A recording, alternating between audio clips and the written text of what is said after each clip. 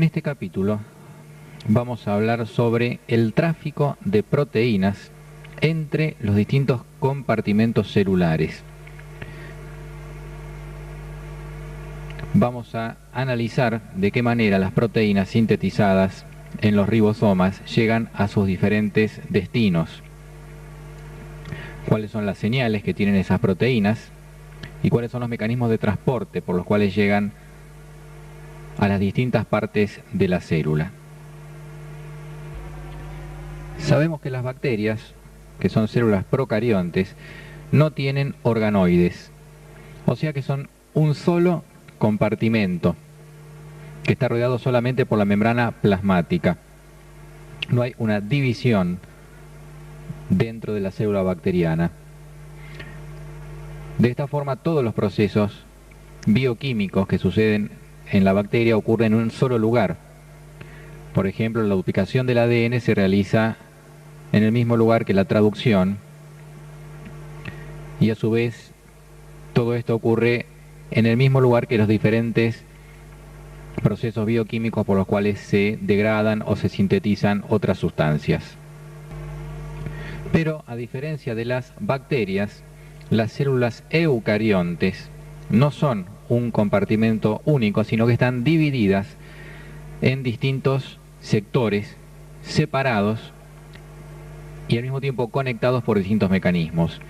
Hay por lo tanto una división del trabajo más compleja.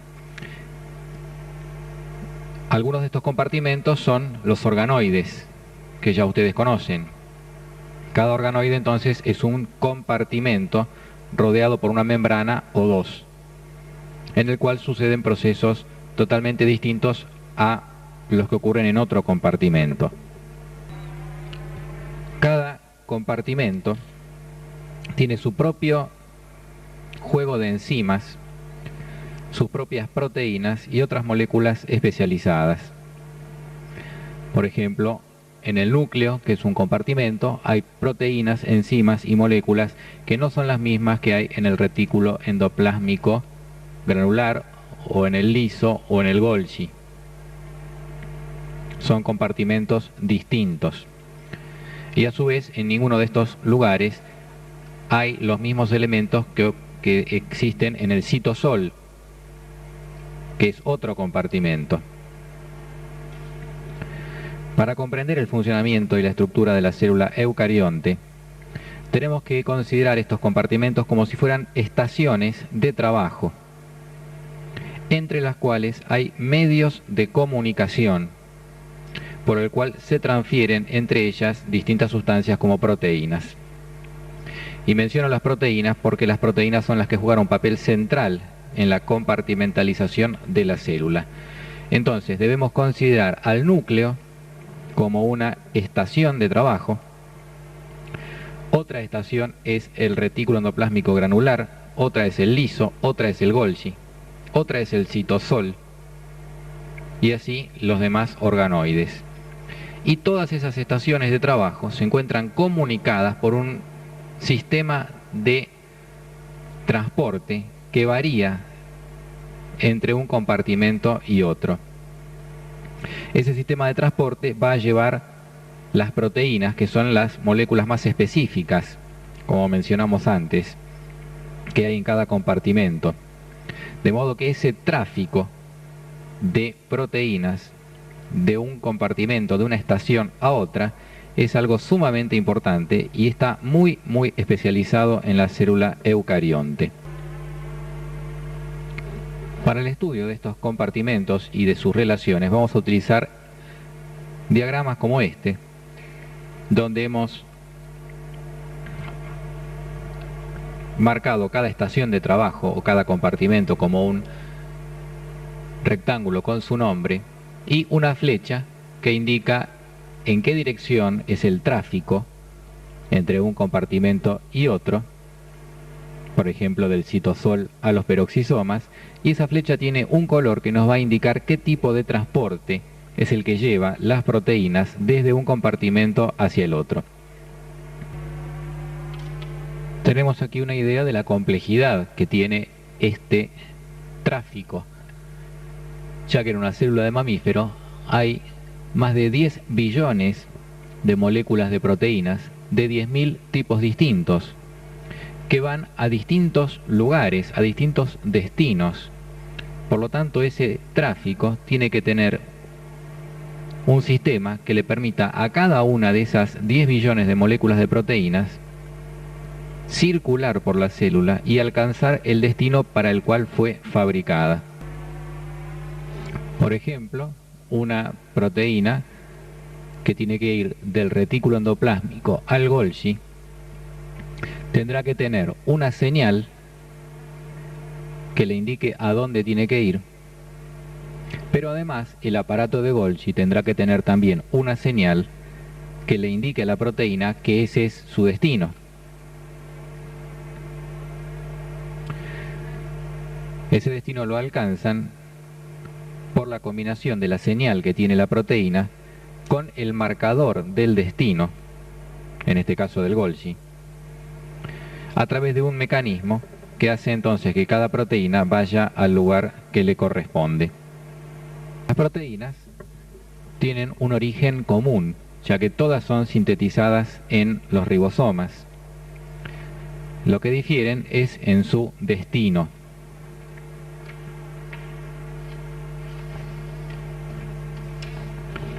El destino puede ser cualquiera de los compartimentos de la célula. Los compartimentos son el citosol o matriz citoplasmática, que es un compartimento rodeado por la membrana plasmática y ocupa más o menos la mitad del volumen de una célula, o sea que es el compartimento más grande. Además es el sitio donde se fabrican las proteínas, ya que los ribosomas están en el citosol, y es el sitio donde ocurren la mayoría de los procesos metabólicos. Otro compartimento es el núcleo, del cual se hablará en otro capítulo, rodeado por una doble membrana constituyendo la envoltura nuclear, que tiene poros. Los otros compartimentos son los organoides. El retículo endoplásmico, liso y el granular, organoides membranosos que abarcan la mitad de la cantidad de membrana que tiene una célula. El aparato de Golgi, que se caracteriza por estar organizado en forma de pilas de membranas, y cuya función en general es recibir lípidos y proteínas del retículo endoplásmico y enviarlos a distintos destinos. Otro compartimento son los lisosomas, con sus enzimas digestivas, y otro compartimento relacionado con los lisosomas también son los endosomas.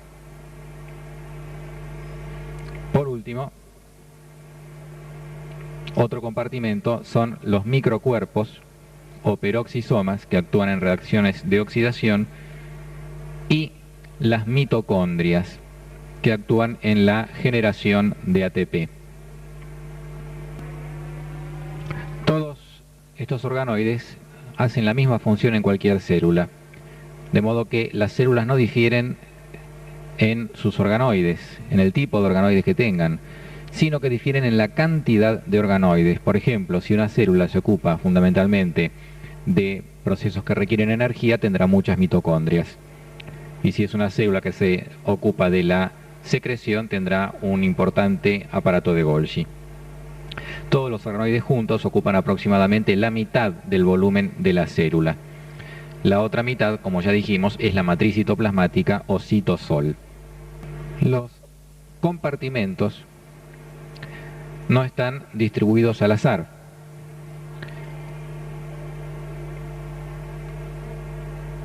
En la mayoría de las células, el Golgi, por ejemplo, está cerca del núcleo, mientras que el retículo endoplásmico se encuentra irradiando hacia todas las direcciones desde el núcleo. Esta distribución característica depende, como se hablará en el capítulo de citoesqueleto, de la interacción entre cada organoide y el citoesqueleto. Entonces tenemos que el aparato de Golgi se encuentra concentrado en el centro de la célula, mientras que el retículo endoplásmico se encuentra irradiado desde el núcleo hacia las partes periféricas de la célula.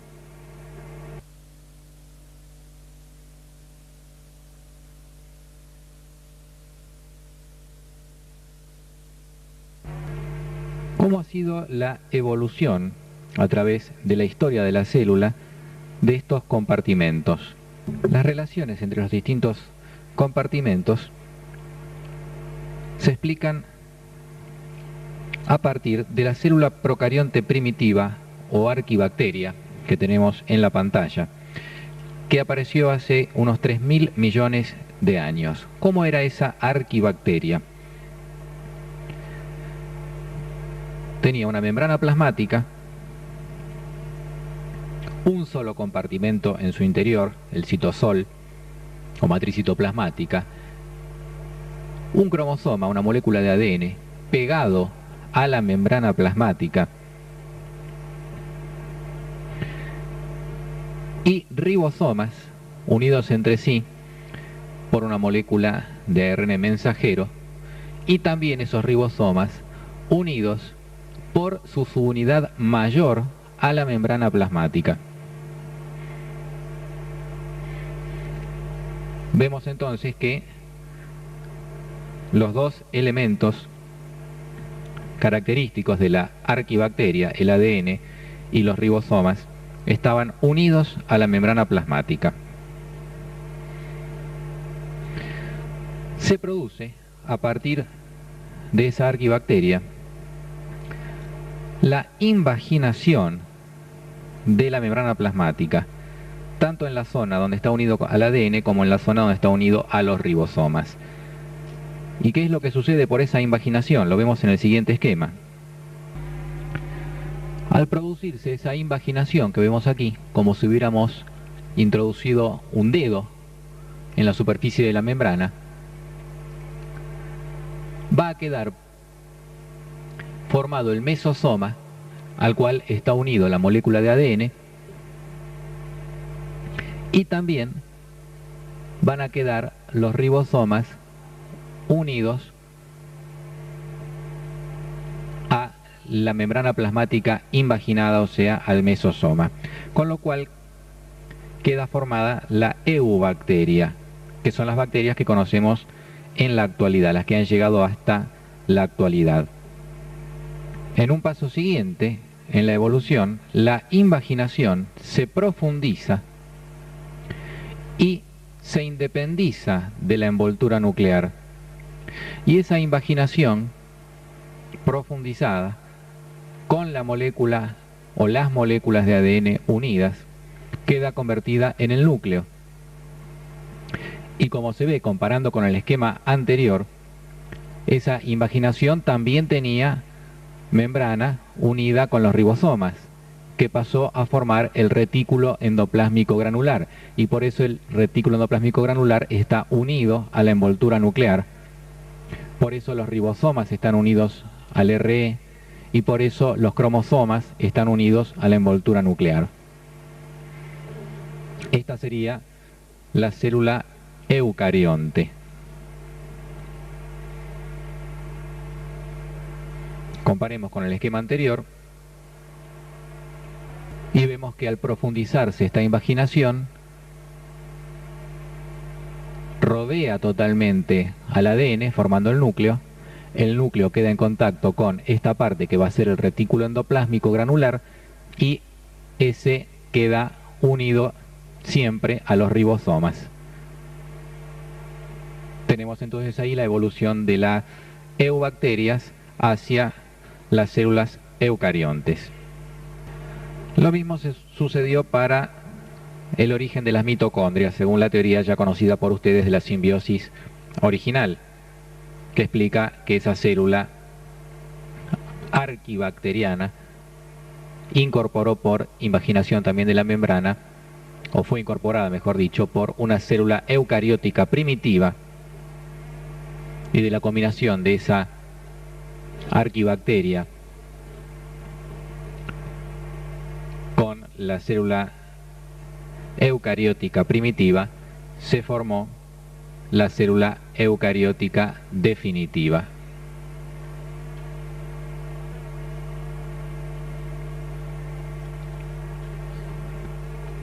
Y la célula eucariótica definitiva tiene de esa forma en el interior las mitocondrias.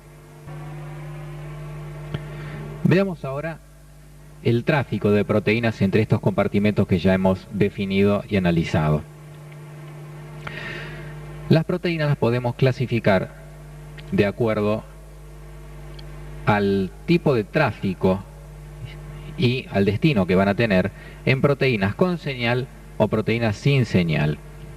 Cada proteína, cuando es fabricada, puede o no tener una señal, que es una secuencia de aminoácidos que la envía directamente hacia su destino.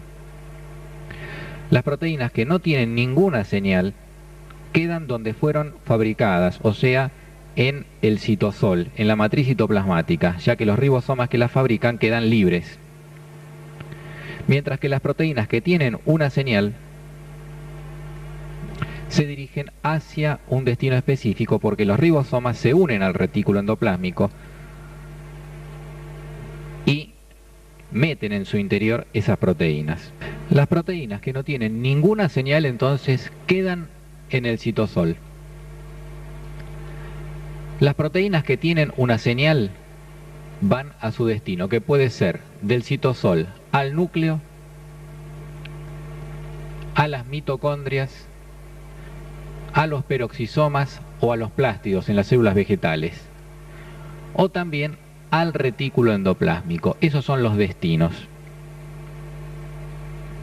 Pero también a partir del retículo endoplásmico, esas proteínas pueden ir al Golgi, en el cual, ya vamos a estudiar, van a ser distribuidas hacia los lisosomas, hacia la superficie celular o hacia la formación de vesículas secretoras. Todo esto de acuerdo al tipo de señal que tenga la proteína. ¿Cuáles son los mecanismos de transporte de esas proteínas que tienen señal? Son tres: el transporte a través de puertas, el transporte transmembrana y el transporte vesicular.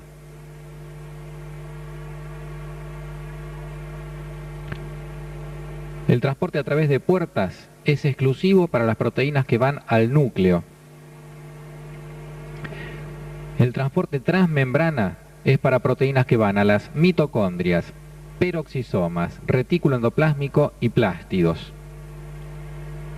Y el transporte vesicular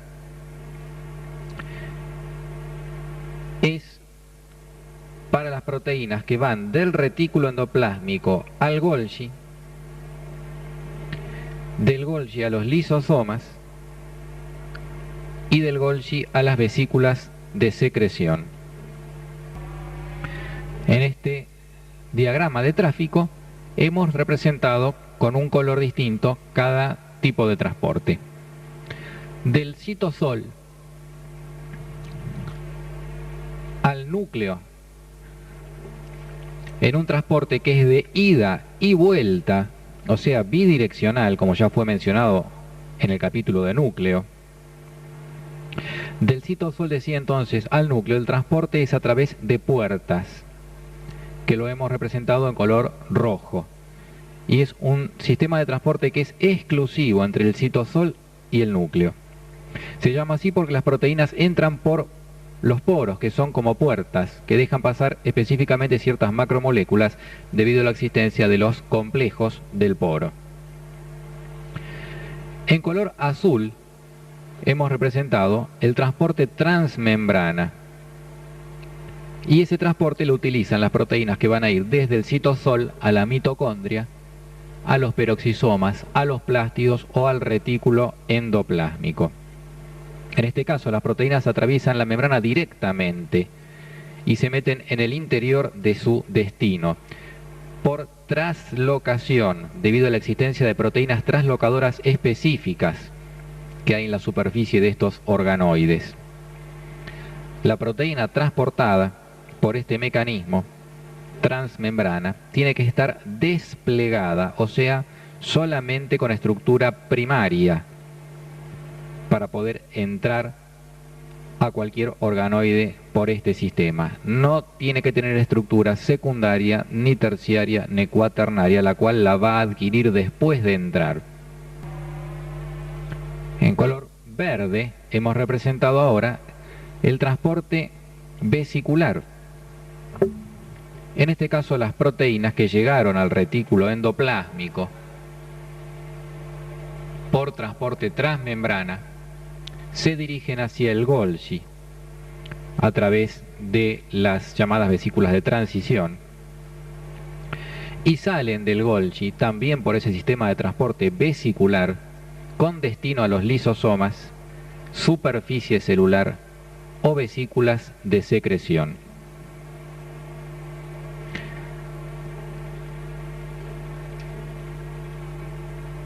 Cada una de estas tres formas de transferir proteínas es guiada por una señal.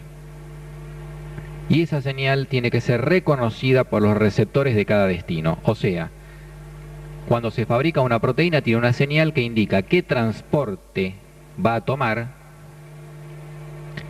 y a qué destino tiene que ir. Y a su vez el destino tiene que tener una señal, un receptor, que es como un cartel con su nombre, que se va a combinar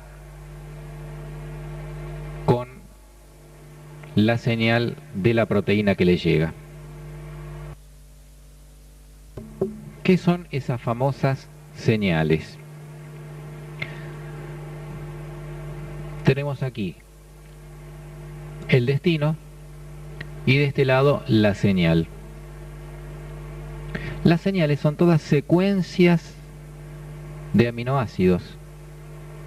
Por ejemplo, si una proteína tiene que ser introducida, importada dentro del retículo endoplásmico, esta es la señal, esta secuencia de aminoácidos.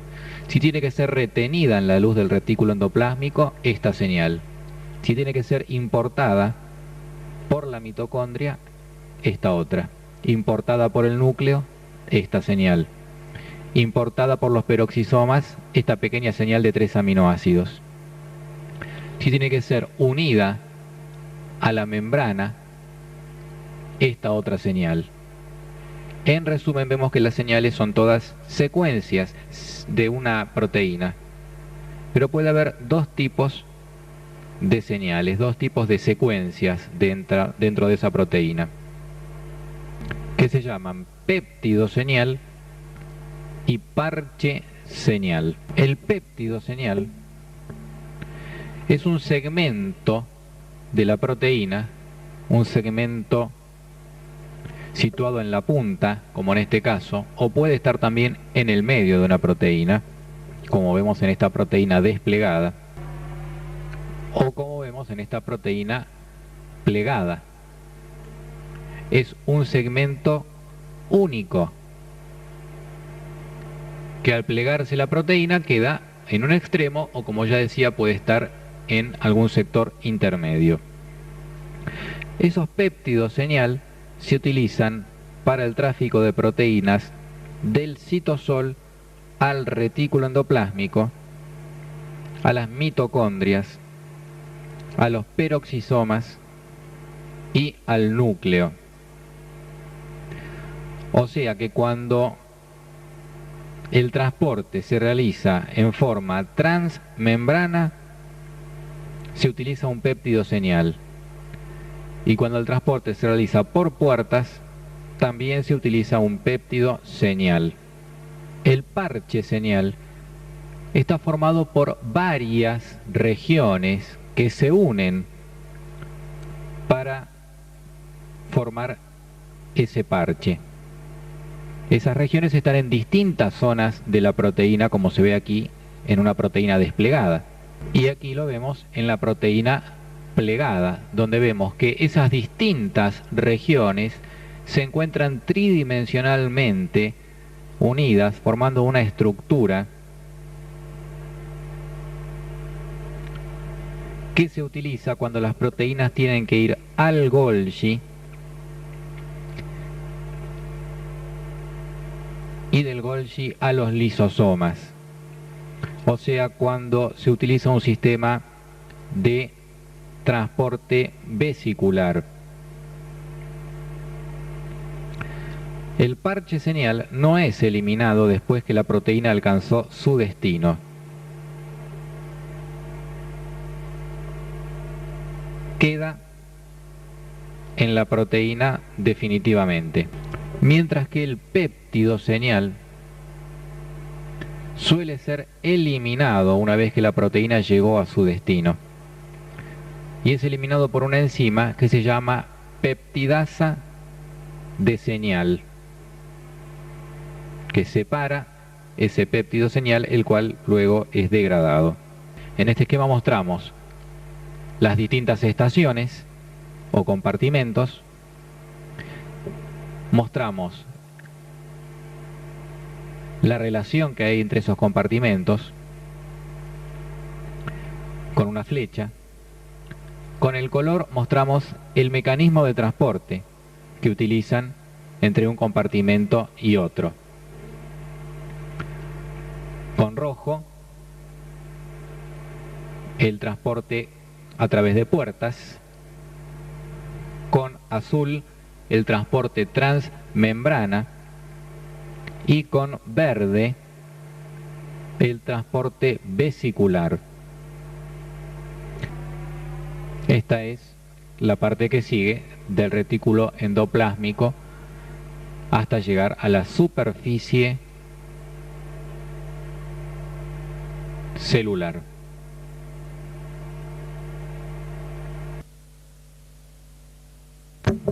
Por último, un comentario acerca de la herencia de los organoides. Los organoides no se fabrican de nuevo, sino que necesitan información que se encuentra en los mismos organoides. Por eso los organoides se fabrican a partir de otros organoides. Entonces la célula, antes de reproducirse por mitosis, tiene que duplicar todos sus organoides, para lo cual los agranda y los divide en organoides hijos que van a ir hacia cada una de las células hijas. Esta herencia es esencial, porque si no la célula hija no puede fabricar nuevos organoides.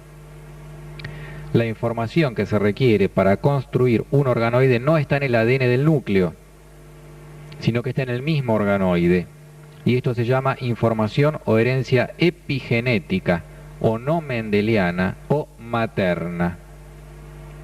Esta información es esencial para la propagación de una célula a la otra de los organoides, así como la información genética de los genes del núcleo es esencial para la herencia de las proteínas y también la de los genes del ADN mitocondrial, que es para la herencia de las proteínas mitocondriales. En este capítulo vamos a hablar sobre el tráfico de proteínas entre los distintos compartimentos celulares. Vamos a analizar de qué manera las proteínas sintetizadas en los ribosomas llegan a sus diferentes destinos, cuáles son las señales que tienen esas proteínas y cuáles son los mecanismos de transporte por los cuales llegan a las distintas partes de la célula. Sabemos que las bacterias, que son células procariontes, no tienen organoides, o sea que son un solo compartimento que está rodeado solamente por la membrana plasmática. No hay una división dentro de la célula bacteriana. De esta forma, todos los procesos bioquímicos que suceden antes, que hay en cada compartimento, de modo que ese tráfico de proteínas de un compartimento, de una estación a otra, es algo sumamente importante y está muy especializado en la célula eucarionte. Para el estudio de estos compartimentos y de sus relaciones vamos a utilizar diagramas como este, donde hemos marcado cada estación de trabajo o cada compartimento como un rectángulo con su nombre y una flecha que indica en qué dirección es el tráfico entre un compartimento y otro, por ejemplo del citosol a los peroxisomas, y esa flecha tiene un color que nos va a indicar qué tipo de transporte es el que lleva las proteínas desde un compartimento hacia el otro. De trabajo, entre las cuales hay medios de comunicación por el cual se transfieren entre ellas distintas sustancias como proteínas. Y menciono las proteínas porque las proteínas son las que juegan un papel central en la compartimentalización de la célula. Entonces debemos considerar al núcleo como una estación de trabajo. Otra estación es el retículo endoplásmico granular, otra es el liso, otra es el Golgi, otra es el citosol y así los demás organoides. Y todas esas estaciones de trabajo se encuentran comunicadas por un sistema de transporte que varía entre un compartimento y otro.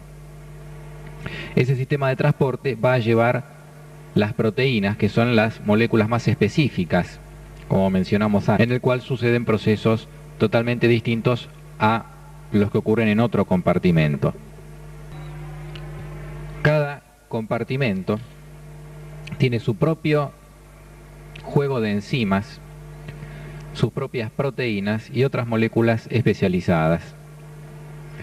Por ejemplo, en el núcleo, que es un compartimento, hay proteínas, enzimas y moléculas que no son las mismas que hay en el retículo endoplásmico granular o en el liso o en el Golgi.